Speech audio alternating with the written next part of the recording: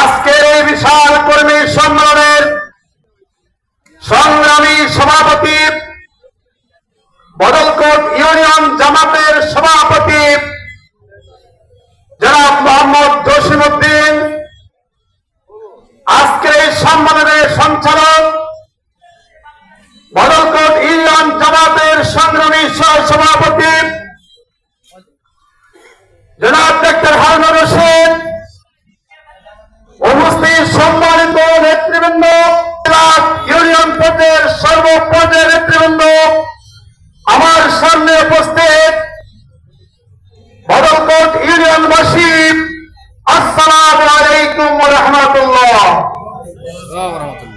করছি যে দীর্ঘ ১৬ বছর পরে আজকে এই মুক্ত মঞ্চে উন্মুক্ত ভাবে কোরআন হাদিসের বক্তব্য নিয়ে সম্মেলন করতে যাচ্ছে। এই জন্য শুকরিয়া আদায় করি আলহামদুলিল্লাহ। সংগ্রামী দেশবাসী, আপনারা জানেন বাংলাদেশ জামাত ইসলামী হচ্ছে একটি সুশৃঙ্খল ইসলামী রাজনৈতিক দল। বাংলাদেশ জামাত ইসলামী হচ্ছে একটি উদারপন্থী ইসলামিক রাজনৈতিক দল।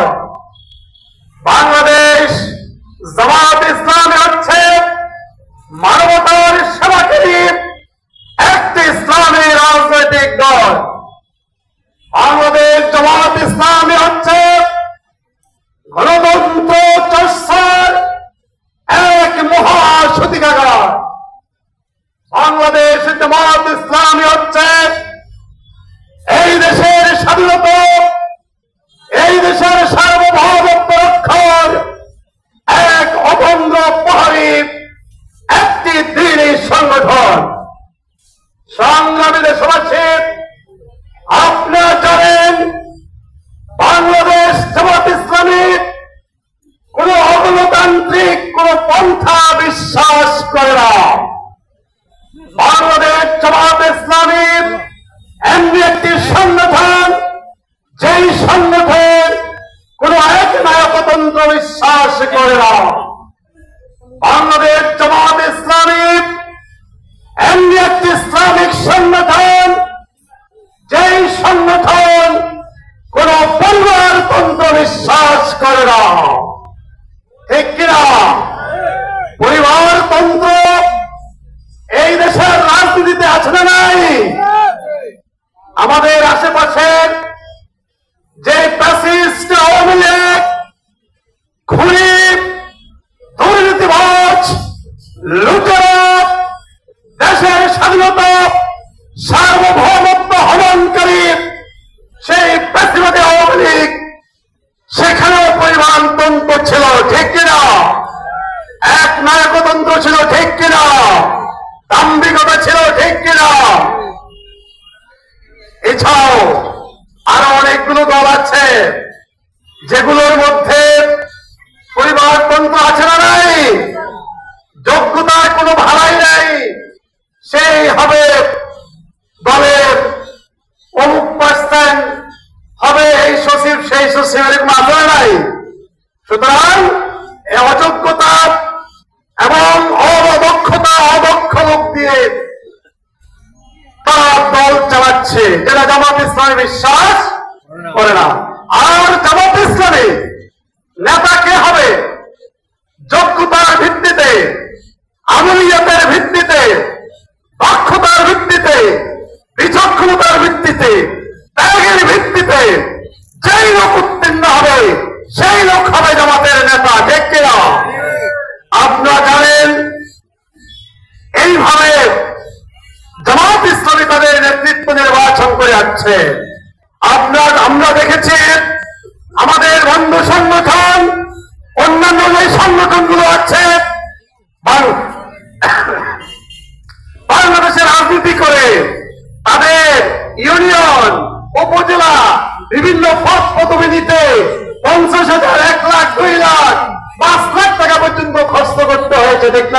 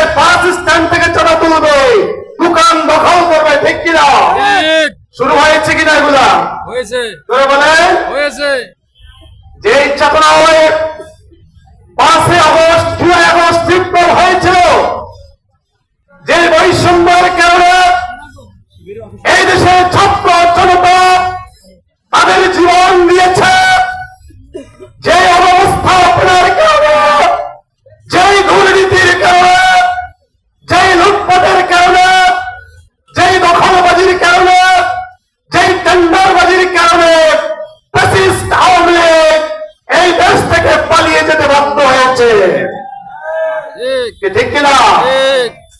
সুতরাং আমরা আগামী দিনে এমন একটি বাংলাদেশ গড়তে চাই, যেই বাংলাদেশের মধ্যে কোন টেন্ডারবাজি থাকবে না, দখলবাজি থাকবে না, ঘুষ দুর্নীতি থাকবে না, অব্যবস্থাপনা থাকবে না। কি বলে? আর এই ধরনের রাষ্ট্র ব্যবস্থাপনা, রাষ্ট্রীয় ক্ষমতায় অধিষ্ঠিত হতে হলে সৎ এবং যোগ্যতম নেতার প্রয়োজন। ঠিক কিনা? জামাত ইসলামের এই দেশের একটি উদার গণতান্ত্রিক দল জামাত ইসলামী লোক তৈরি করতেছে, সৎ এবং যোগ্য ইউনিয়ন থেকে শুরু করে, উপজেলা থেকে শুরু করে, এমনকি পার্লামেন্ট পর্যন্ত আমাদের যোগ্যতম লোক তৈরি হয়ে গেছে ইনশাআল্লাহ।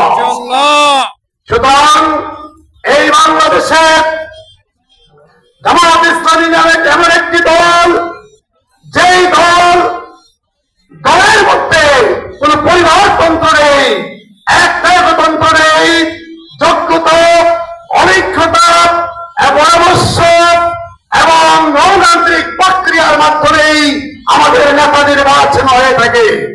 আপনারা জানেন, গত অক্টোবর নভেম্বর মাসের মধ্যে সারা বাংলাদেশে জামাত ইসলামীর মহানগরী এবং জেলা উপজেলাগুলোর নেতৃত্ব নির্বাচন হয়েছে কোন প্রকার দুঃশব্দ ছাড়া। ঠিক কিনা?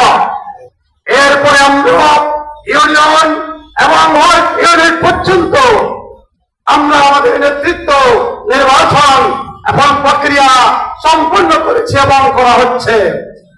কাজেই আগামী দিনে এই বাংলাদেশে একটি সৎ এবং কল্যাণ রাষ্ট্র যদি কায়েম করতে হয়, তাহলে জামাত ইসলামের প্রয়োজনীয়তা রয়েছে। ঠিক কিনা? সুতরাং আপনাদের প্রতি অনুরোধ থাকবে, এই বাংলাদেশের জনগণ 54 বছরের এই স্বাধীনতার ইতিহাসে আপনারা সমাজতন্ত্র দেখেছেন, জাতীয়তাবাদ দেখেছেন, পুঁজিবাদ দেখেছেন, 19 দফা দেখেছেন, 20 দফা দেখেছেন, অনেক ঘোড়ার ডিম দেখা শেষ হয়ে গিয়েছে। ঠিক কিনা? সুতরাং কোন ঘোড়ার ডিম এই দেশের মানুষকে কল্যাণ দিতে পারে নাই, এই দেশের মানুষের মুক্তি আনতে পারে নাই, এই দেশের মানুষকে শান্তি দিতে পারে নাই। সুতরাং একমাত্র শান্তি রয়েছে কোরআনী শাসনের মাধ্যমে। ঠিক কিনা? সুতরাং জামাত ইসলামী আগামী দিনে আপনাদেরকে সাথে নিয়ে এই বাংলাদেশে একটি ইসলামী রাষ্ট্র, একটি কোরআনী শাসনের রাষ্ট্র কায়েম করতে চায়। আপনারা কি রাজি আছেন?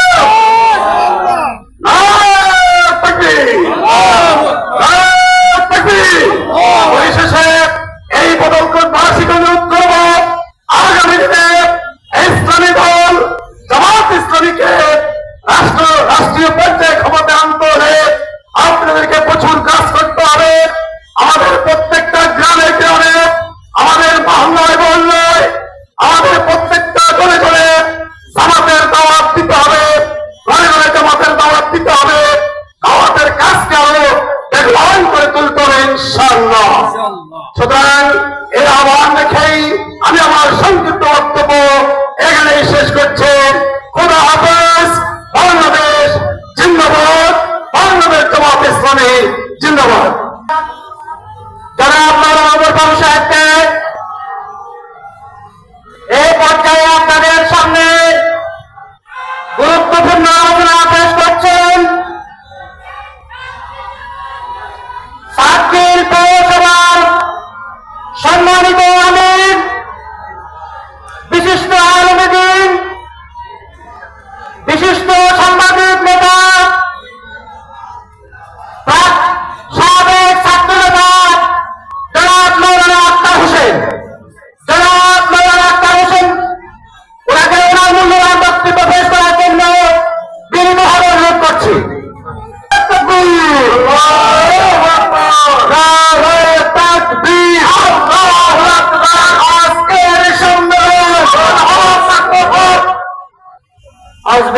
মিনাশ শাইতানির রাজিম।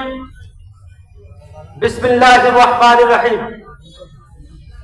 বাংলাদেশ জামাত ইসলামী ৬ নং বদরকোট ইউনিয়ন কর্তৃক আয়োজিত আজকের এই কর্মী সম্মেলনের সম্মানিত সভাপতি, বিশেষ অতিথিবৃন্দ, বদরকোট বাজারের ব্যবসায়ীবৃন্দ, উপস্থিত সাংবাদিক, শিল্পীবৃন্দ, আমার সামনে উপস্থিত ইসলামী আন্দোলনের কর্মী ভাইরা, আসসালামু আলাইকুম ওয়া রাহমাতুল্লাহি ওয়া বারাকাতুহু। আল্লাহ পাকের শুকরিয়া আদায় করছি যে রব্বুল আলামিন বাংলাদেশ জামাত ইসলামীর মতো একটি সংগঠনের ডাকে সাড়া দিয়ে আজকের এই কর্মী সম্মেলনে উপস্থিত হওয়ার সৌভাগ্য নসিব করে দিয়েছেন। বিশ্বনবীর প্রতি অগণিত দরুদ। যার আদর্শ প্রতিষ্ঠা করা এই বাংলাদেশ জামাত ইসলামের লক্ষ্য, যার আদর্শ আমরা আদর্শিত, যার আদর্শ প্রতিষ্ঠা করাই হচ্ছে আমাদের মূল লক্ষ্য। সুদাত্তার মাগফিরাত কামনা করছি। বিশেষ করে বাংলাদেশে ইসলাম প্রতিষ্ঠিত করতে গিয়ে যেই সমস্ত ভাইরা জীবন দিয়েছেন, শাহাদাতের নজরানা পেশ করেছেন, আমরা তাদের জন্য দোয়া করি। স্বাধীনতার পুনঃপ্রতিষ্ঠার জন্য ৫ আগস্ট এবং এর পূর্বে যে সমস্ত ছাত্র জনতা শহীদ হয়েছেন, আমরা তাদের জন্য দোয়া করি। আল্লাহ পাক রব্বুল আলামিন তাদেরকে জান্নাতের সর্বোচ্চ মাকাম দান করুন। আমিন। সংগ্রামী উপস্থিতি, এই বিজয়ের মাসে আমরা তাদেরকে স্মরণ করি যারা বাংলাদেশে ১৯৭১ সালে একটি স্বাধীন রাষ্ট্র হিসেবে ঘোষণা করতে গিয়ে বাংলাদেশকে বিজয় ছিনিয়ে এনে দিয়েছেন। ১৯৭১ সালের ১৬ ডিসেম্বরের বিজয়ের মাধ্যমে বাংলাদেশের মধ্যে একটি রাষ্ট্র প্রতিষ্ঠিত হয়েছে। আমরা সেই সমস্ত শহীদদের আত্মার মাগফিরাত কামনা করছি। প্রিয় ভাইরা, আমি আপনাদের উদ্দেশ্যে একটা কথা